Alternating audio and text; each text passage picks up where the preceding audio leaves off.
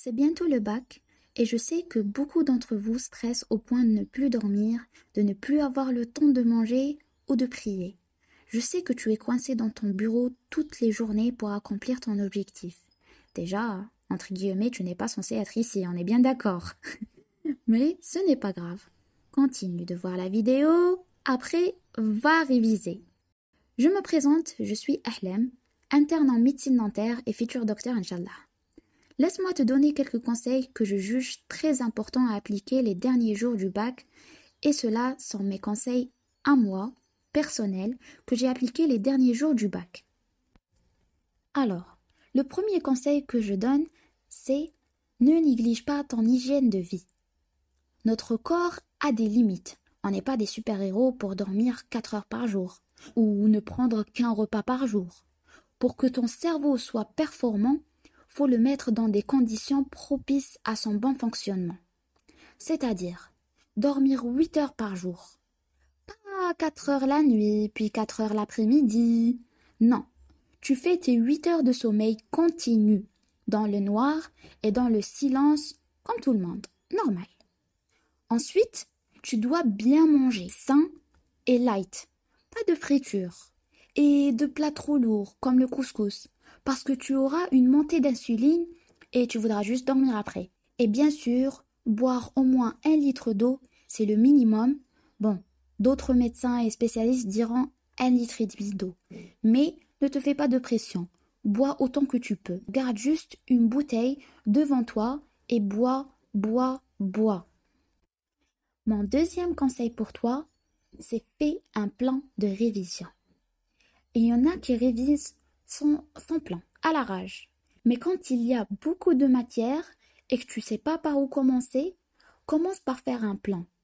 Planifie pendant la journée les matières qui nécessitent d'être mémorisées, comme l'histoire et la géographie. Ensuite, fin d'après-midi, fais les maths et physique et peut-être les langues. Un plan va te permettre de réviser toutes les matières et déterminer le temps que chacune mérite. Tu ne vas pas, par exemple, passer toute la journée à mémoriser l'éducation islamique alors qu'elle a un faible coefficient. Essaye de mettre dans la journée matière lourde et difficile avec matière légère. Je sais que tu as des matières que tu préfères plus. Peut-être que tu es fort en anglais et mathématiques, alors tu vas négliger ces matières ou, au contraire, te concentrer dessus. Mon conseil pour toi, ne néglige jamais aucune matière. Concentre-toi sur toutes les 10 ou 13 matières, parce que tu risques d'avoir des surprises le jour du bac. Un autre point important, retenez bien ceci, ce n'est pas grave de ne pas arriver à réviser tout ce que vous avez planifié. Ne culpabilisez pas. Le but d'un plan, ce n'est pas de vous stresser, c'est de vous orienter et de vous pousser à faire plus. Alors, maintenant que vous avez réglé votre hygiène de vie, que vous avez planifié, comment vous devez réviser? Eh bien, il n'y a pas de technique magique ou endroit magique pour réviser. Tu dois tout expérimenter pour assimiler les informations plus vite et efficacement. Ma technique à moi, j'avais des supports très bien écrits et complets. Je faisais des lectures à haute voix et mémorisais à haute voix aussi, en répétant encore et encore et encore sans voir le support. J'essayais d'agir comme si j'étais devant une classe et je leur expliquais le cours.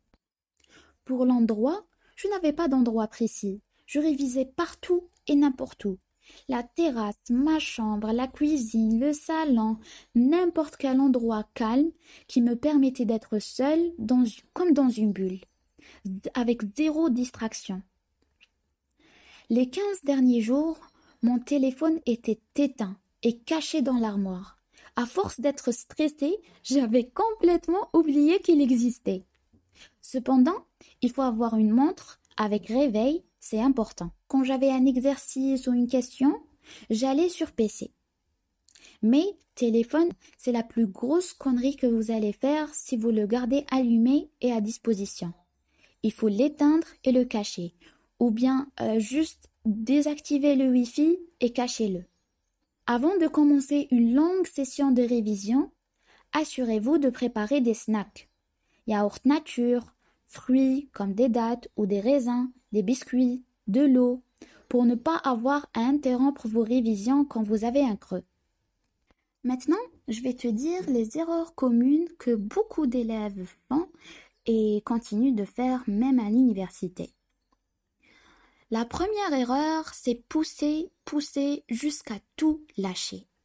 Quand tu révises des heures et des heures, puis tu commences à sentir que tu n'assimiles plus rien, arrête. Disons que tu révises du lever du soleil jusqu'à midi. Puis, après-midi, c'est bon, tu satures. Eh bien là, il faut arrêter. Il faut arrêter. Dieu nous a divisé la journée en 5 parties. Arrête-toi, c'est l'heure d'une pause. C'est l'heure de récompenser ton cerveau pour les efforts qu'il a faits. Pendant 1 heure, va faire ta vie. Mais attention, pas de réseau, hein. Les moyens de récompense que j'avais et que j'ai continué d'avoir toutes mes années universitaires, c'est que 1. Je prenais une douche chaude ou froide, ça réfléchit énormément les idées et relaxe. 2. Je priais, soit à la mosquée, soit à la maison, avec lecture du Coran. Ça équivaut aussi à la méditation pour les non-musulmans. 3. Je mangeais. J'adore manger, ça me remonte grave le moral. 4. Du sport. Ou juste bouger, moyen de bouger, pour réoxygéner ton cerveau et relâcher l'angoisse. 4 ou 5, je sais plus. Faire une balade. Prends l'air, profite un peu du soleil, oublie le bac pour un court instant. Sors marcher, ou courir, ou ce que tu veux. Moyen, sors faire une balade. La deuxième erreur commune que beaucoup font, c'est de se frotter à la famille. Pour moi, c'est une erreur parce que la famille, en cette période, ne va pas se comporter avec toi comme les autres jours. Non, on va te traiter comme un roi. On va te traiter plus gentiment, plus avec respect. On va te demander tout le temps ce dont tu as besoin, etc. Inconsciemment, ils vont te stresser plus. Alors dis-leur poliment de ne pas déranger, de ne pas venir te parler et que si tu as besoin de quelque chose, tu irais leur demander. La troisième erreur, c'est de prendre du Red Bull et autres stimulants industriels. S'il vous plaît, les jeunes, ça suffit, arrêtez de vous empoisonner. Limitez aussi votre consommation en café. Privilégiez le thé ou une tisane à la camomille, tisane de verveine, tisane de menthe, etc. Il y a plein de tisanes chez l'herboriste. 4. Ne pas réviser jusqu'à la dernière minute. Alors, j'ai entendu beaucoup de scientifiques et d'enseignants qui disent que ça ne sert à rien de réviser la dernière minute et que les 3 derniers jours, faut sortir et faire la fête et se reposer. Mais ça va pas. Je vais passer l'examen le plus important de ma vie et tu t'attends à ce que j'aille au resto ou que je regarde la dernière série Netflix comme si de rien n'était, Yani? Non, je vais vous parler de mon expérience. J'ai révisé jusqu'à la dernière seconde. Et petite anecdote, j'ai fait une nuit blanche le jour de l'examen de sciences naturelles pour revoir tous les cours de sciences un à un. Mais je vous le conseille pas parce que même si j'ai eu 16 en sciences, je l'ai payé très très cher dans l'examen qui a suivi, qui était le français, avec 12 de moyenne. Je me rappelle, j'étais tellement fatiguée que j'ai posé ma tête sur la table et j'ai dormi. J'ai même écrit les paroles d'une chanson de rap dans la production écrite. J'étais au bout de ma vie. Mais bon. Sahro chouïa, mais ne faites pas de nuit blanche. Ok, passons à la 5e erreur commune. La 5e erreur, c'est de sortir de vos habitudes les derniers jours. Ton cerveau a besoin de se canaliser sur le bac, et le bac seulement. Ne le force pas à s'adapter aux nouvelles choses en cette période. En d'autres mots, ne fais pas de changements drastiques dans ta vie. Par exemple, ne mange pas des plats que tu n'as pas l'habitude de manger. Ne va pas à un restaurant auquel tu n'es jamais allé. Ne dors pas dans une chambre qui n'est pas la tienne. Économise ton énergie. C'est minime, mais ça compte beaucoup. La 6e erreur, c'est la dernière erreur et c'est la plus grave, c'est de dire que tu es OK avec un 10 de moyenne au bac. Je suis désolée, Mais là, tu es en train de t'auto-détruire. Pourquoi tu ne te permets pas de rêver, hein? Pourquoi tu ne te permets pas de rêver d'être le premier sur le plan national, ou au niveau de ta wilaya, ou même d'être le premier juste dans ton village, Yassidi? Pourquoi tu te limites à un 10 quand tu sais que ta limite est 20? Vise la lune. Vise la lune, au pire des cas, tu tomberas parmi les étoiles.